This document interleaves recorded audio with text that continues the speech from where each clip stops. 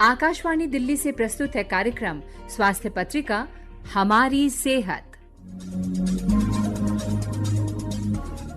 स्वास्थ्य पत्रिका हमारी सेहत के सभी श्रोताओं का कार्यक्रम में हार्दिक स्वागत। स्वीकार करें शालिनी मित्तल का नमस्कार। श्रोताओं, हर बार हम आपके लिए लेकर आते हैं महत्वपूर्ण जानकारी और आज भी इसी तारतम्य में हम आपके लिए लेकर आए हैं एक भेंटवार्ता। विषय है अस्थमा और प्रदूषण और हमारे आज के विशेषज्ञ डॉक्टर संजय राजपाल। आप 35 सालों से चेस्ट डिजीजेस के साथ संबंधित हैं, इसका इलाज कर रहे हैं। आप पटेल चेस्ट इंस्टीट्यूट के साथ भी संबद्ध रहे हैं। He is a specialist in asthma end TB diseases. तो बहुत बहुत स्वागत है डॉक्टर संजय आकाशवाणी के स्टूडियो में। आपका बहुत बहुत शुक्रिया मुझे बुलाने के लिए। It's a pleasure to be with you और मैं चाहूंगा कि आपके श्रोताओं को बता सको asthma specially during winters and pollution. जी बिल्कुल, जैसा आपने कहा asthma and that too during winters and pollution, ये बहुत ज़रूरी हो जाता है डॉक्टर साहब, क्योंकि हम देखते हैं कि दिल्ली एनसीआर की खास तौर पर अगर हम बात करें तो प्रदूषण का लेवल बहुत ज़्यादा है और कई बार हम सुनते रहते हैं कि इस समय अटैक जो अस्थमा का होता है वो बढ़ जाता है। तो मैं एक सिलसिलेवार तरीके से मैं आपसे जानना चाहूँगी, सबसे पहले उन श्रोताओं को जिनको इस बीमारी की जानकारी नहीं है कि अस्थमा किस तरह की बीमारी होती है। एस्थमा हमारे फेफड़ों की बीमारी होती है। इसके अंदर बैठे बैठे कोई बार बार खांसी करे, हफ्तों तक खांसी करे या एकाएक सांस फूलने लग जाए और आवाज के अंदर साए साए की आवाज, जिसको मीजिंग कहते हैं, ऐसी आवाज आने लग जाए। कई बार लोग घबरा जाते हैं। बच्चे को होने लग जाए तो माता पिता घबराते हैं और खुद को होने लगे समझ नहीं आता। जैसे कोई आपकी छाती के ऊपर बैठा हुआ है, वजन दे रहा है और आपको सांस निकालने में दिक्कत हो रही है, लेने में नहीं। इसके अंदर ये सांस की नलियों की बीमारी होती है। नलियाँ सुकड़ जाती हैं, सूजन आ जाती है और उनके अंदर ब्रोंको कंस्ट्रिक्शन जो मसल्स होते हैं स्पैज़म में चले जाते हैं और म्यूकस एक्स्ट्रा प्रोड्यूस होने लग जाता है। इस एक्स्ट्रा म्यूकस को फेंकने के लिए व्यक्ति बार बार खांसता है इरिटेंटली। तो जो आपने बताया बार बार खांसी होती है, इसके अलावा और क्या लक्षण होते हैं? ये सूखी खांसी होती है, जैसे टीबी होता है या निमोनिया होता है, उसके अंदर बलगम खून आता है। इसमें ये सब नहीं होता है। इसके एक्स्ट्रा लक्षण ये होते हैं कि जो ये सूखी खांसी रात के टाइम पे ज़्यादा होती है, अर्ली मॉर्निंग या नाइट, बिकॉज उस समय ठंड ज़्यादा होती है। और जैसे अभी हमने बात की विंटर की, पोल्यूशन की, इस समय ठंड दिन भर होती है और जब फॉग हो जाए या स्मॉग हो जाए, स्मॉग है ये इरिटेंट होता है, ये एस्मा कॉज नहीं करता, इसका ट्रिगर होता है। तो एस्मा एक ऐसी बीमारी होती है जब आपको नॉर्मल है, तो जब एस्मा कंट्रोल होता है तो एक व्यक्ति एक ओलंपिक प्लेयर की तरह, एक चैंपियन की तरह खेल सकता है।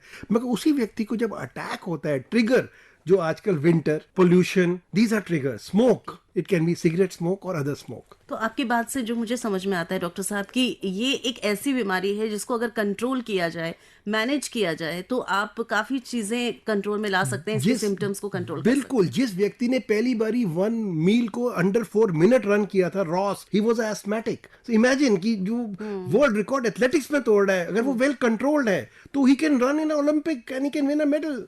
सो इसको कंट्रोल करने बहुत ज़रूरी होता है and you can control it 100% with very simple method in most of the patients. तो वो मेथड्स भी आपसे ज़रूर जानेंगे। हमारे श्रोता भी उत्सुक होंगे ये जानने के लिए कि अगर अस्थमा है या उस तरह के कोई लक्षण दिख रहे हैं तो वो क्या करें। खांसी के 24-25 कारण होते हैं। एक सिंपल एक्सरे से पता लग जाता है कि टीबी है, निमोनिया है। एक्सरे, और जो एस्थमा होता है वो एक्सरे में नहीं आता बिकॉज वो नलियों की बीमारी है। अच्छा। तो जब एक्सरे नॉर्मल होता है तब हम सोचते हैं कि एस्थमा या क्रॉनिक ब्रोंकाइटिस तो नहीं है, जो कि स्मोकिंग से होता है। तो डॉक्टर के पास जरूर जाना चाहिए। सिंपल टेस्ट कराते हैं डॉक्टर। ब्लड टेस्ट के अंदर वो ईओसिनोफिल काउंट देखते हैं, IgE देखते हैं और एक पल्मोनरी फंक्शन टेस्ट होता है जिसके अंदर सांस की नलियों फूंक मरवाते हैं। अच्छा। एक PEFR, मतलब छोटी सी एक नली में फूंक मरवाते हैं, देखते हैं आपकी, अगर आपके सारे नलियां खुली हैं तो आपकी 100% आता है वो फूंक का रिजल्ट। अच्छा। और अगर वो नलियां बंद हैं तो वो 80%, 60%। तो उससे हम ये देख लेते हैं कितना माइल्ड, मॉडरेट, सीवियर एस्थमा है। उस हिसाब से हम दवाइयाँ देते हैं। तो इसकी दवाइयाँ भी उस हिसाब से आप देते होंगे कि किसको किस लेवल का एस्थमा है। Absolutely right. जैसे बटन ताकने के लिए हम सुई का इस्तेमाल करते हैं, तलवार का नहीं। तो अगर किसी को कम एस्थमा तो ज्यादा दवाइयों से दवाइयों के नुकसान होंगे उसको, फिर वो दवाइयों के side effect will be more than the disease. तो यहाँ ये बहुत जरूरी है अपने श्रोताओं को बताना कि आपको अगर लगता है कि अस्थमा है और आपने किसी से बात की, मेरे किसी पड़ोसी को था या रिश्तेदार को था तो वही दवाई मैं ले लूं, तो वही ठीक तरीका नहीं है। ये मैंने देखा है भारत में काफी काफ़ी होता है और ये गलत प्रथा है, ये नहीं होनी चाहिए। लोग कई बार डर जाते हैं, डरना नहीं चाहिए। बहुत सारे सरकारी है, बहुत सारे लोकल आपके इलाके में डॉक्टर्स हैं, अगर आप मिलेंगे। और एक आपको एस्मा का डायग्नोस करने का एक बहुत सिंपल और तरीका बता देता हूँ। ये पुश्तैनी होता है, it's a genetic cause. It's a genetic. या अगर जैसे माता पिता किसी एक को एलर्जी है और उनके 4 बच्चे हैं, तो 4 में से एक को होगा। अगर माता पिता दोनों को एलर्जी है, चाहे वो स्किन की हो, चाहे जुकाम, नाक की हो, आई की हो, या एस्मा हो, या पेट की फूड एलर्जी हो, तो अगर 4 बच्चे तो 2 को हो सकता है। एंड नॉट माता पिता, दादा दादी, नाना नानी, any blood relation from either maternal और पैटर्नल साइड, जैसे मौसी, चाचा, इससे भी आप डायग्नोस कर सकते हैं। तो डॉक्टर साहब, आप जैसा मैंने शुरू में बताया श्रोताओं को, 35 सालों से आप चेस्ट डिजीजेस को देख रहे हैं, उसका ट्रीटमेंट कर रहे हैं, तो बहुत सारे केसेस आपने देखे होंगे। तो क्या ऐसा होता है कि अस्थमा के केसेस बच्चों में ज्यादा पाए जाते हैं? जी, मैं बताता हूँ आपको। देखिए, जब जो छोटा बच्चा होता है उसकी नलियाँ छोटी होती है। छोटे बच्चे में थोड़ी सी भी अगर सिक्रीशन बढ़ जाएंगी, म्यूकस बढ़ जाएगा जो एस्मा में उभरता है, तो वो बेचारा बहुत परेशान हो जाएगा। वो दूध नहीं पिएगा, वो हाँफने लगेगा, उसके सांस रुकने की आवाज़ आएगी। और उससे भी पहले कुछ there are some danger signs of asthma. Pulse rate going very high, more than 120। Respiratory rate which is normally 12 एक मिनट में, अगर वो 24-30 हो रहा है, दैट्स अ डेंजर साइन। रात के टाइम पे अगर कोई बच्चा या बड़ा भी अगर सांस खांसी कर रहा है, that's a danger sign at night. एक आम बच्चे को 4 से 5 बारी साल में वायरल अटैक होता है, और viral attack is a trigger for ESMA. और बच्चों में वायरल ज्यादा होते हैं, इसलिए बच्चों में अटैक ज्यादा होते हैं, specially during winters with smog and pollution. So this is the vulnerable. Other age group is above the age of 65 years. Heart patients, cancer survivors, elderly patients. They are like children again.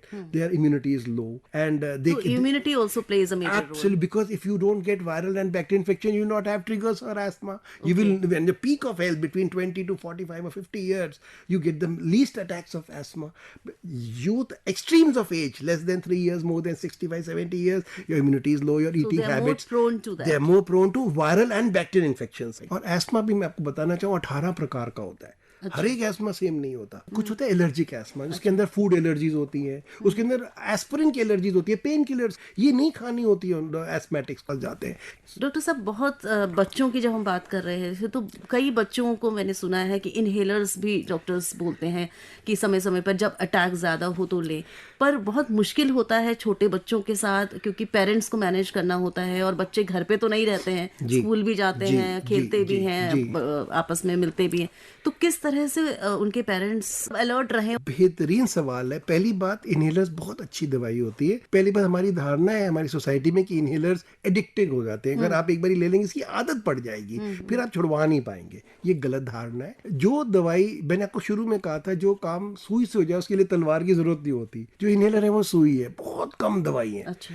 तो inhaler भी 2 प्रकार के आते हैं। एक होते हैं rescue, जिससे कहते हैं किसी को अटैक हो रहा हो तो हम उसको, वो ब्रोंको डायलेटर्स होते हैं, तो जब हम वो देते हैं तो जिनकी नलियाँ सुकड़ नहीं है, वो एकदम से 30 सेकंड के अंदर, सबसे जल्दी काम अगर कोई दवाई करती है एस्थमा में तो वो इनहेलर करता है। उसी को नेबुलाइजर भी देते हैं, उसी को रोटाहेलर में भी देते हैं, क्योंकि देने के लिए तरकीबें होती हैं अलग अलग स्पेसर के थ्रू। तो वो तुरंत 30 सेकंड्स के अंदर काम करता है, और वो 6 घंटे तक काम करता है। 6 घंटे के बाद आपको उसको रिपीट करना पड़ता है, और दिन में जैसे 4 बार। ये होते हैं रेस्क्यू वाले। ये तब देते हैं जब किसी को अटैक हो जाए स्कूल में, और ये हम बच्चों के साथ ये एग्जामिनेशन हॉल में ले जाना अलाउड होता है उनको, बिकॉज इमोशनल फैक्टर्स भी होते हैं एस्मा के अंदर। साइकोसोमैटिक डिजीज है, stress related, anger related, excitement related, depression related. Yes, this is psychosomatic disease also. किसी की डेथ हो जाए फैमिली में, एग्जाम में खराब नंबर है, कुछ भी प्रॉब्लम हो डिप्रेशन की, एडोलेसेंस की, सो एस्मा कैन बी मोर। अगर आपको एस्मा है तो आपको डॉक्टर को बताना है। प्रेगनेंसी में अगर आप एस्मा है तो बताना है अपने गायनेकोलॉजिस्ट को। कहीं बाई चांस सिजेरियन हो आपका, तो आपको वो वाली दवाई से एनेस्थीसिया दिया जाए जो एस्मेटिक्स में सेफ है। और अब मैं पहला आपने पूछा था, 2 प्रकार के इनहेलर्स होते हैं। एक तो जो तुरंत जो हमें रेस्क्यू देते हैं, दूसरे प्रिवेंटिव। आपने मुझे पूछा कैसे प्रिवेंट किए, तो प्रिवेंट करने के लिए इनहेलर्स आते हैं। इनको इनहेल्ड कॉर्टिकोस्टेरॉइड्स कहते हैं। इनहेलर में बहुत कम स्टेरॉइड होता है, इसी के नेबुलाइजर आते हैं, गोली से कम होता है। तो जब आप ये इनहेलर और nebulizers are very safe, but under a doctor's prescription. जो प्रिवेंटिव इनहेलर होता है वो 3 हफ्ते बाद काम शुरू करता है कई बारी। तो 3 हफ्ते तक लगातार लेंगे तो वो काम शुरू करेगा। तो 3 महीने से लेकर 6 महीने, साल तक लगातार लेते रहना है तो आपको नहीं होगा। दूसरी चीज़, माँ का दूध बहुत ज़रूरी होता है। अगर माता पिता में किसी को एस्थमा है और किसी माँ का दूध जितना देर तक पिलाया जाए, तो बचपन में स्मोकिंग और स्मोकर से दूर रखना है बच्चे को, ब्रेस्ट फीडिंग देनी है, टॉप फीड्स वो वाले देने हैं जो एलर्जेनिक ना हो, जैसे घर का सब्जी खाना घर की, तो एस्थमा के चांस कम हो जाते हैं। जी, बहुत विस्तार से डॉक्टर साहब ने बताया कि किस तरह से हम एक बच्चे को भी बचा सकते हैं कि वो अस्थमेटिक ना हो। ये भी बताएं कि जब हम प्रदूषण की बात करते हैं, जिस पर हम खास तौर पर आज बात करना चाह रहे हैं, कि जब प्रदूषण होता है किस तरह से अस्थमा पेशेंट को ये ट्रिगर कर सकता है। देखिए, इसके अंदर दो चीजें, एक तो जो ठंड है, जो कोल्ड है, इससे ट्रिगर होते हैं। दूसरा जो इसके अंदर इरिटेंट्स हैं, जो कार्बन है, जो बाकी जो पार्टिकुलर मैटर्स है, जो जिसकी वजह से, जो डीजल की वजह से है या कंस्ट्रक्शन की डस्ट पार्टिकल्स है, मोल्ड्स भी है, पोलन भी है, सारे है इसके अंदर। इससे हमें बचना होता है। आपने देखा था, हमने कोविड के अंदर मास्क पहने थे। Mask is a good thing. एक दूसरा, जब भी हम बाहर जाएं तो हमें ठंड से बचना है, तो थर्मल्स 4 लेयर कपड़े पहनना ताकि हमें ठंड ना लगे, और यूआरआई से बचना है ताकि अपर रेस्पिरेटरी इन्फेक्शन ना हो। हाथ को धोते रहें ताकि किसी और को है तो आपको ना आए, जैसे हमने कोविड में किया। तो hygiene hand hygiene and bar bar upper respiratory tract infection ना हो, चाहे वायरल चाहे बैक्टीरियल। इसके लिए वैक्सीनेशन इज ऑल्सो इम्पोर्टेंट। जैसे कि कोविड की लगी हमें, ऐसी फ्लू की अर्ली वैक्सीनेशन होती है, निमोनिया की वैक्सीनेशन होती है, जो अगर आप 3 बारी लगा ले तो लाइफ लॉन्ग नहीं लगानी होती है। तो अगर निमोनिया की वैक्सीनेशन लगा ले, फ्लू की जो बच्चों की जितनी वैक्सीनेशन है जो सरकार सबके लिए फ्री देती है, अगर वो बच्चे को लगती रहे टाइम पे, तो उससे भी बच्चे के एस्मा होने के चांसेस कम है। But we have to follow it to the T, जिसे कहते हैं सारी लगे, वो बहुत जरूरी रहती है। तो एक वैक्सीनेशन, ठंड से बचना, मास्क, हैंड हाइजीन, और अगर सपोज हमें कोई हो जाए यूआरआई या एस्मा ट्रिगर, तुरंत इलाज कराना with relievers and preventer inhalers, और very important, and then you will benefit. Doctor साहब, काफी बातें आपने बताई, बहुत सारी बातें हमें आज नई समझ में आई।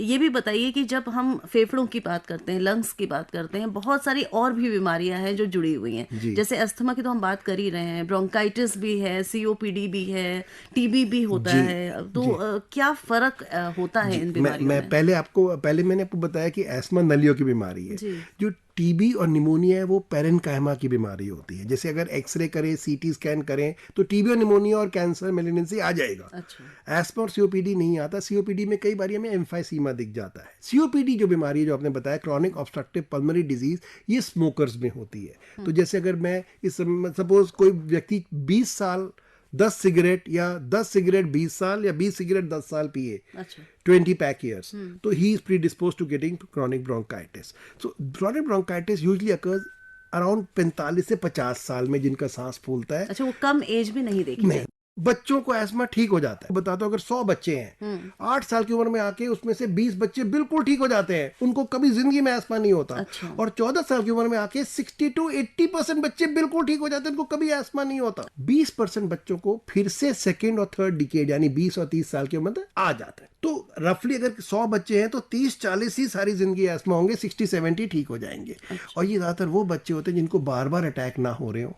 जिनके माता पिता डॉक्टर पे जाके रेस्क्यू इनहेलर्स भी ले के साथ साथ प्रिवेंटिव इनहेलर्स भी ले रहे हो, और ये और शॉर्ट टर्म में कई बार वो स्टेरॉइड्स भी देते हैं, उससे घबराना नहीं है। डॉक्टर साहब, बहुत पॉजिटिव एक आपने बात बोली कि बच्चों में अगर होता भी है बाय बर्थ, तो वो काफी बच्चों में ठीक भी हो जाता है। 70% बच्चे हमेशा के लिए ठीक हो जाते हैं बाय एडोलेसेंस। बट मैं एक रिवर्स क्वेश्चन पूछना चाहूंगी आपसे कि अगर बचपन में वो ठीक है, बच्चा, उसको कुछ भी नहीं हुआ और जेनेटिकली भी उसको कुछ नहीं हुआ, तो क्या ऐसा हो सकता है कि जब वो 14-15 साल 20 साल का हो तो एस्थमेटिक? बिल्कुल हो सकता है, बिकॉज मैंने को पहले बताया कि फैमिली में allergy is the most common disease in the world.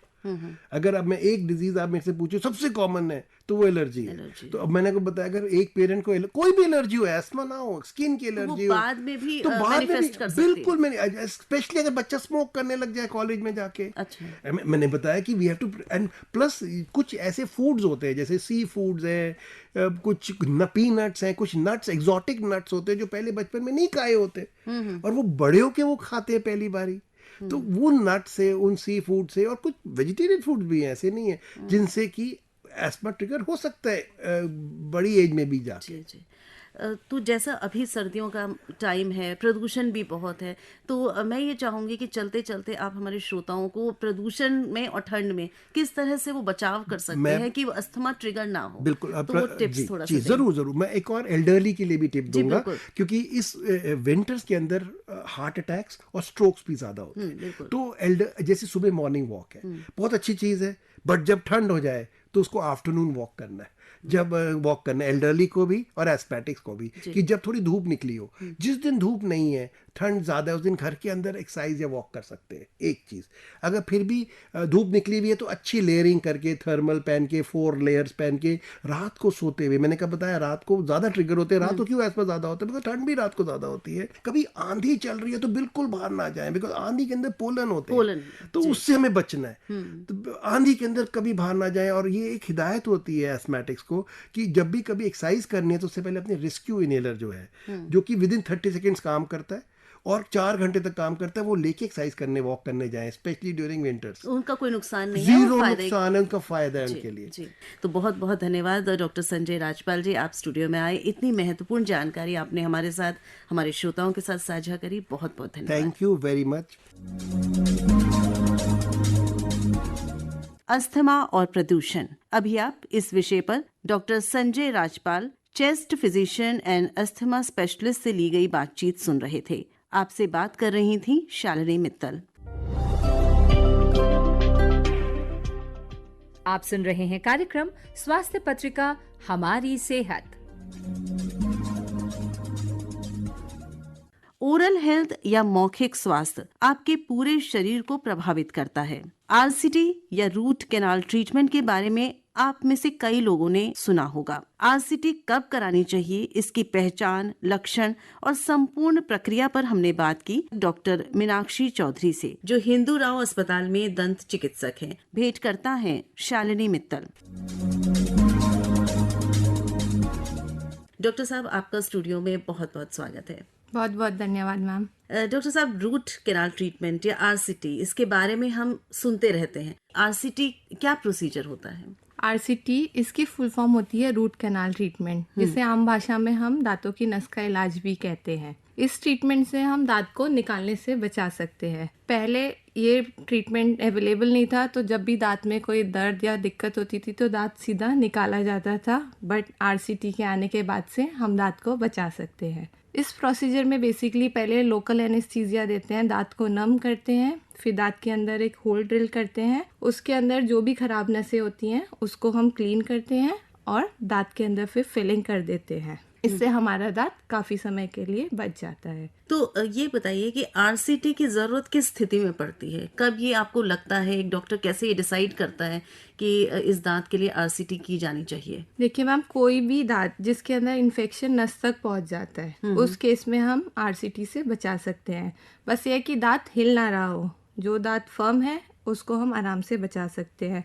उसके अलावा कई बार चोट लग जाती है जिसमें दांत फ्रैक्चर हो जाता है, बीच से थोड़ा टूट जाता है, उन केसेस में भी हम आरसीटी करके दांत को बचा सकते हैं। कई बार दांत में कैविटी हम प्रिपेयर कर रहे होते हैं, जैसे कीड़ा लगता है, सिर्फ सफाई करने के दौरान जो दांत की नसें होती है वो एक्सपोज हो जाती है, तो उस केस में भी हमें आरसीटी करनी पड़ती है। उसके अलावा जैसे रेडिएशन थेरेपी होती है, जैसे कैंसर पेशेंट्स के अंदर, उस दौरान कई बार जो डोज होती है उसकी वजह से जो दांत की नस होती है वो एक्सपोज हो जाती है, उन केसेस में भी हमें आरसीटी करनी पड़ती है। और एक और फैक्टर होता है, जैसे हम ब्रिज दे रहे होते हैं, तो ब्रिज में जैसे जो दांत हमें लगाना है उसके आसपास के दांतों पे हम कैप देते हैं, जिसके जॉइंट होके ब्रिज बनता है। तो जब हम उन दांत को प्रिपेयर कर रहे होते हैं, कई बार थोड़ा सा ज़्यादा प्रिपरेशन होके जो नसें हैं वो एक्सपोज हो जाती है, तो उन केसेस में भी हमें आरसीटी करनी पड़ती है। जी, तो बहुत सारी स्थितियां हो सकती हैं जिसमें आरसीटी की आवश्यकता पड़े।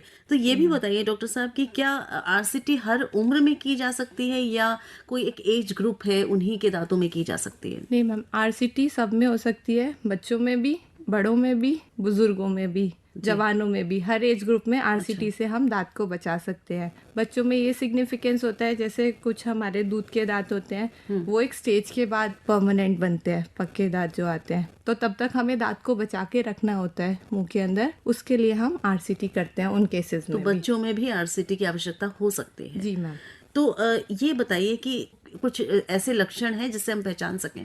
जी मैम, सबसे पहले ज़्यादातर केसेस में होता है एक बहुत ही डीप कैविटी होती है, मतलब काफ़ी लंबे समय से कीड़ा लग रखा हो दांत में। अगर हम उसे इग्नोर करते हैं तो वो केस सब आरसीटी में जाते ही हैं। स्टार्टिंग में जैसे पेन हो रहा है, गरम ठंडा कुछ भी लेंगे उस पे पेन होगा, लेकिन जैसे ही हम उस खाने को बंद करेंगे खाना, हमारा पेन सबसाइड हो जाता है। इस केस में जब भी पेशेंट लेटेगा तो उसे दर्द ज़्यादा होगा। इसी केस में क्या होता है, रात में दर्द ज़्यादा होता है। पेशेंट ये बोलेगा कि मुझे रात में दर्द ज़्यादा हुआ, तो इससे भी हम पहचान सकते हैं कि आरसीटी के लिए जाएगा। और एक और क्या लक्षण होता है, दांत के अलावा किसी किसी केस में जो दर्द होता है वो हमारे कान तक या सर तक जाता है, जिसको हम रेफर्ड पेन भी बोलते हैं। तो उससे हम बता सकते हैं कि हाँ, इस केस में आरसीटी होगा। कुछ केस होते हैं जैसे काफ़ी लंबे समय से दांत खराब है, उसमें जब भी पेशेंट गरम चीज़ खाएगा, गरम खाने पे दर्द एकदम से बढ़ जाएगा और वो दर्द काफ़ी ज़्यादा इंटेंस रहता है। तो उससे हम पहचानते हैं। तो हम यही क्वेश्चन पूछते हैं पेशेंट से कि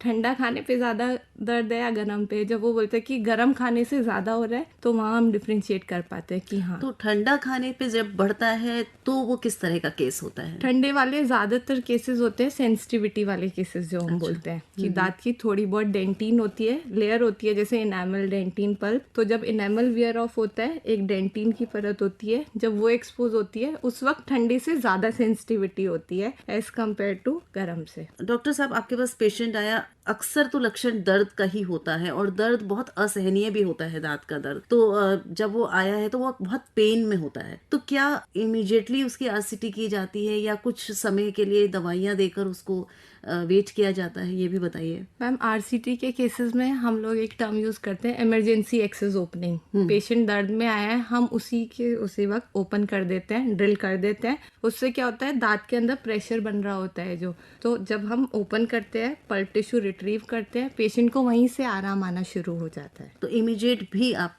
शुरू कर सकते हैं प्रोसेस। ये भी बताइए कि इस ट्रीटमेंट में कितना समय लगता है, कितनी बार पेशेंट को आपके पास विजिट करना पड़ता है? जी मैम, इसके अंदर पहले ट्रेडिशनल मेथड से हम लोग करते थे तो 2 से 3 विजिट, कई बार बढ़ भी जाती थी अगर इन्फेक्शन ज़्यादा है तो। लेकिन आजकल ट्रेंड चल रहा है सिंगल विजिट एंडो बोलते हैं हम उसको। अच्छा। मतलब एक ही विजिट के अंदर हम सारा प्रोसीजर कंप्लीट कर देते हैं। हर केस में एक विजिट में हो सकता है कि ये भी केस टू केस डिपेंड करता है? केस सिलेक्शन बहुत इम्पोर्टेंट है। या हर केस में नहीं कर सकते। अगर किसी को पस बनी हुई है या बहुत ज़्यादा स्वेलिंग हमें दिख रही है, उन केसेस में हम नहीं करते हैं साथ के साथ। उसी केसेस में हम वो इंट्राकेनाल मेडिकामेंट जैसे होते हैं उन सबको डाल के। तो ये डॉक्टर डिसाइड करेगा कि आपकी एक सिटिंग में आरसीटी होगा या मल्टीपल विजिट्स करने पड़ेंगे। ये भी बताइए, जब मल्टीपल विजिट्स के लिए आप बोलते हैं कोई पेशेंट को, तो उस ट्रीटमेंट के दौरान क्या कोई खास प्रिकॉशंस उन्हें लेनी होती है? या सिंगल विजिट की भी अगर मैं बात करूं तो ट्रीटमेंट के बाद कुछ प्रिकॉशन का शेड्यूल होता है क्या? यस मैम, प्रिकॉशंस हमें लेने होते हैं। जैसे जिस तरफ से हम आरसीटी कर रहे हैं, एक तो अगर एनेस्थीसिया दिया है तो तुरंत बाद हम पेशेंट को बोलते हैं कि अभी 1.5-2 घंटे कुछ खाना पीना नहीं है, क्योंकि एरिया पूरा नंब होता है, हमें नहीं पता होता, हम बाइट भी कर सकते हैं अपने लिप्स को या चीक को अंदर से। तो हम यही एडवाइस करते हैं कि जब एनेस्थीसिया का इफेक्ट वेयर ऑफ होगा उसके बाद ही आप कुछ खाने की चीज़ें ले सकते हो। उसके साथ साथ जैसे जिस तरफ ट्रीटमेंट है उस तरफ से खाना नहीं होता जब तक ट्रीटमेंट पूरा ना हो जाए। कई बार पेन बढ़ जाता है, नंबर 1। नंबर 2, अगर हम हार्ड च्यू करते हैं उस एरिया पे तो दांत के फ्रैक्चर होने के भी चांसेस होते हैं। तो हम इसलिए बोलते हैं कि उस तरफ से अभी नहीं खाना है जब तक ट्रीटमेंट पूरा। ठंडा गर्म खाने पर भी कुछ रेस्ट्रिक्शंस होती हैं क्या? नहीं, आरसीटी के टाइम पे ऐसा कुछ नहीं है। बस 1-2 दिन अगर पेन ज़्यादा है, स्वेलिंग है, तो हम थोड़ा सॉफ्ट डाइट के लिए बोलते हैं। क्या क्या लेटेस्ट डेवलपमेंट हुआ है दंत चिकित्सा में? हमने सुना है बहुत सारे डेवलपमेंट्स नए आए हैं, इक्विपमेंट्स नए आए हैं, तो क्या आरसीटी के क्षेत्र में भी कुछ नया ऐसा डेवलपमेंट हुआ है? जी मैम, पहले हैंड फाइलिंग ज़्यादा चलती थी। जैसे हम क्लीनिंग इंस्ट्रूमेंटेशन कुछ भी करते थे। आजकल क्या होता है, रोटरी इंस्ट्रूमेंट हमारे पास है। रोटरी में भी पहले ज़्यादा फाइल्स यूज़ होती थी, अब धीरे धीरे सिंगल फाइल सिस्टम भी आने लगा है। उससे क्या होता है, हमारा टाइम ड्यूरेशन ऑटोमेटिकली कम हो जाता है ट्रीटमेंट का। कैपिंग करना ज़रूरी होता है क्या? आप क्या कहना चाहेंगे? जी मैम, कैप, लोगों को ये लगता है कि हर केस में हमें कैप लगाने की ज़रूरत है, बट ऐसा नहीं है। अगर हमारे पास अच्छा खासा टूथ स्ट्रक्चर बचा हुआ है, ज़्यादा डैमेज नहीं हुआ है, तो उस केस में हम सिर्फ पोस्ट एंडो रेस्टोरेशन बोलते हैं। मतलब आरसीटी के बाद जो फिलिंग होती है परमानेंट, उस फिलिंग को करके ही हम दांत को अच्छे से चला सकते हैं। अगर टूथ स्ट्रक्चर ज़्यादा लॉस हुआ है तो उस केस में फिर हमें फिलिंग देनी पड़ती है, क्योंकि हमें स्ट्रेंथ देनी है टूथ को, ताकि वो इन फ्यूचर फ्रैक्चर ना हो। जैसे सामने वाले दांत होते हैं, किसी किसी केस में डिस्कलरेशन हो जाता है, ब्लूइश कलर का दांत दिखेगा, तो एस्थेटिक रीजन से उन केसेस में भी हम कैप वगैरह देते हैं। आरसीटी करने की आवश्यकता तब होगी जब दांत सड़ गया है, यही आपने कहा। ऐसा ना हो, क्योंकि हम इस चीज को प्रिवेंट कर सकते हैं, ये प्रिवेंटेबल है। तो क्या एडवाइस देंगी आप हमारे श्रोताओं को कि आरसीटी करनी ही ना पड़े? मैम, सबसे बेसिक चीज़ है, आरसीटी क्यों हो रही है? क्योंकि दांत खराब हो रहा है। खराब क्यों हो रहा है? क्योंकि उसमें कैविटी हो रही है। अनलेस एंड अनटिल कोई फ्रैक्चर वगैरह ट्रॉमा केस नहीं है तो बचपन से सुनता है ना 2 बार ब्रश करना है, वो चीज़ फॉलो करनी है। दैट टू फ्लोराइड होना चाहिए टूथपेस्ट में। फ्लोरिडेटेड टूथपेस्ट होते हैं, you can check on any toothpaste कि हाँ उसमें फ्लोराइड है या नहीं है।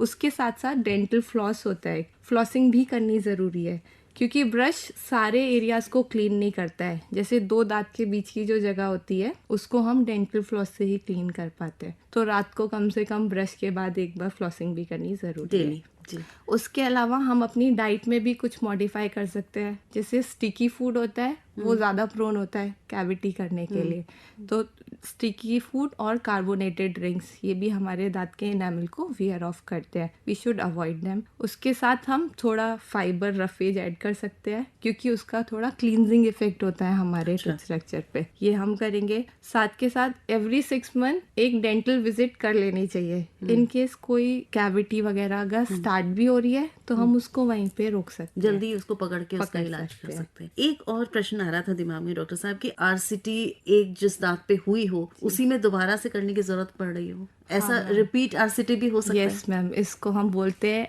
रीट्रीटमेंट। मतलब जरूरत पड़ जाती है, कुछ केसेस में फेलियर होता है। तो वो कब होता है, कैसे होता है? देखिए, एक होता है आरसीटी हुई, अगर पेशेंट अच्छे से हाइजीन मेंटेन कर रहा है, सब कुछ है, सेकेंडरी केरीज नहीं हुई है, सीपेज नहीं हुआ है, तो चल जाता है टूथ। एट टाइम्स अच्छी खासी आरसीटी सब कुछ होने के बाद भी माइक्रोबियल हम बोलते हैं इन्फेक्शन है, कुछ माइक्रोब्स है जो बहुत अच्छे से सब कुछ करने के बाद भी दे स्टे इन दी कनाल, और इन फ्यूचर फिर वो डैमेज करते हैं टूथ को। बेसिकली जो दांत की जड़ होती है, नीचे इन्फेक्शन वो बनाते हैं। इन्फेक्शन को निकलने की जगह नहीं होती तो उधर ही पस वगैरह बन जाता है। तो उन केसेस में हम रीट्रीटमेंट करते हैं, और कुछ केसेस रीट्रीटमेंट से भी ठीक नहीं होते तो वो फिर सर्जिकल जाते हैं। जैसे सिस्ट वगैरह बन जाता है, हम उसको रेडिकुलर सिस्ट बोलते हैं, जो इन्फेक्टेड टूथ की वजह से होता है, तो उसको भी हम फिर सर्जरी करके बचा सकते हैं। तो बात यही आती है कि अगर हम अपने दांतों को स्वस्थ रखना चाहते हैं तो जो आपने टिप्स बताए हैं प्रिवेंशन करने के, वो ज़रूर फॉलो करें, जिससे कि हमें ये नौबत ही ना आए कि हमें आरसीटी या रूट कैनाल ट्रीटमेंट या और भी कोई सर्जरी आगे करानी पड़े। डॉक्टर साहब, आप स्टूडियो में आई और इतनी सारी जानकारी आपने हमें और श्रोताओं को दी, इसके लिए हम आपके आभारी हैं। बहुत बहुत धन्यवाद। Thank you ma'am. Root canal treatment, अभी आप इस विषय पर डॉक्टर मीनाक्षी चौधरी से ली गई ये भेंट वार्ता सुन रहे थे। आपसे बात कर रही थी शालिनी मित्तल। आप इस कार्यक्रम में और क्या सुनना चाहते हैं, आप हमें लिख सकते हैं। हमारा ईमेल आईडी है healthaidelhi@gmail.com। इसी के साथ आज का ये कार्यक्रम समाप्त होता है। फिर मिलेंगे अगली बार, तब तक के लिए नमस्कार। अभी आप आकाशवाणी दिल्ली से सुन रहे थे कार्यक्रम स्वास्थ्य पत्रिका हमारी सेहत। कार्यक्रम की प्रस्तुतकर्ता थी शालिनी मित्तल।